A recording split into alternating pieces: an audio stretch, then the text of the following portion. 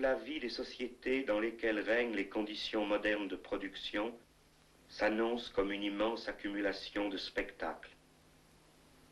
Tout ce qui était directement vécu s'est éloigné dans une représentation. Les images qui se sont détachées de chaque aspect de la vie fusionnent dans un cours commun où l'unité de cette vie ne peut plus être rétablie. La réalité, considérée partiellement, se déploie dans sa propre unité générale en tant que pseudo-monde à part, objet de la seule contemplation.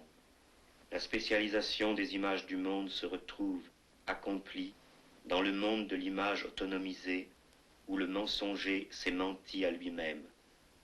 Le spectacle en général, comme inversion concrète de la vie, est le mouvement autonome du non-vivant. Le spectacle se présente à la fois comme la société même, comme une partie de la société et comme instrument d'unification. En tant que partie de la société, il est le secteur qui concentre tout regard et toute conscience. Du fait même que ce secteur est séparé, il est le lieu du regard abusé et de la fausse conscience. Et l'unification qu'il accomplit n'est rien d'autre qu'un langage officiel de la séparation généralisée. Et nous avons, à la fin de ces délibérations, apprécié ce qui était positif et mis en évidence aussi qu'il restait encore beaucoup à faire. Le spectacle n'est pas un ensemble d'images, mais un rapport social entre des personnes, médiatisé par des images. Le spectacle, compris dans sa totalité, est à la fois le résultat et le projet du mode de production existant. Il n'est pas un supplément au monde réel, sa décoration surajoutée. Il est le cœur de l'irréalisme de la société réelle.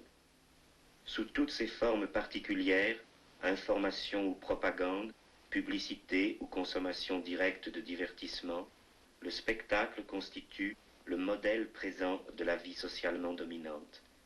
Il est l'affirmation omniprésente du choix déjà fait dans la production et sa consommation corollaire.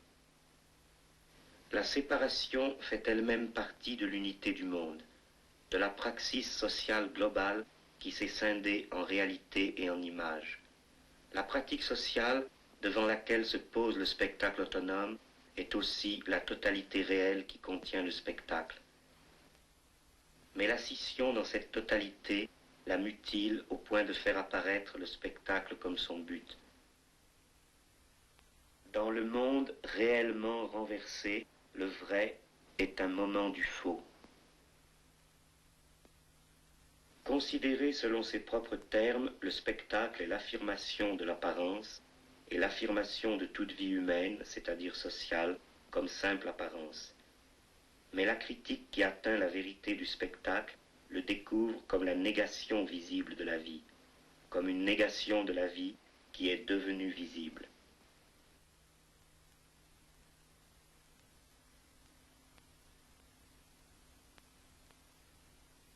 Le spectacle se présente comme une énorme positivité indiscutable et inaccessible. Il ne dit rien de plus que « ce qui apparaît est bon, ce qui est bon apparaît ». L'attitude qu'il exige par principe est cette acceptation passive qu'il a déjà en fait obtenue par sa manière d'apparaître sans réplique, par son monopole de l'apparence. Le spectacle se soumet les hommes vivants dans la mesure où l'économie les a totalement soumis. Il n'est rien que l'économie se développant pour elle-même. Il est le reflet fidèle de la production des choses et l'objectivation infidèle des producteurs. Là où le monde réel se change en simples images, les simples images deviennent des êtres réels et les motivations efficientes d'un comportement hypnotique.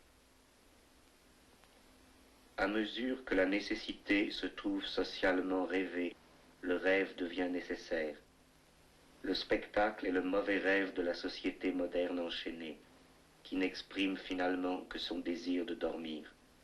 Le spectacle est le gardien de ce sommeil.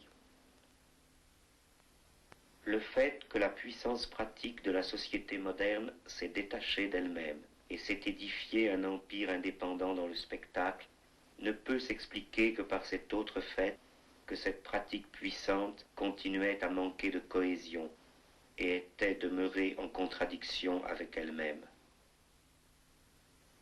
C'est la plus vieille spécialisation sociale, la spécialisation du pouvoir, qui est à la racine du spectacle.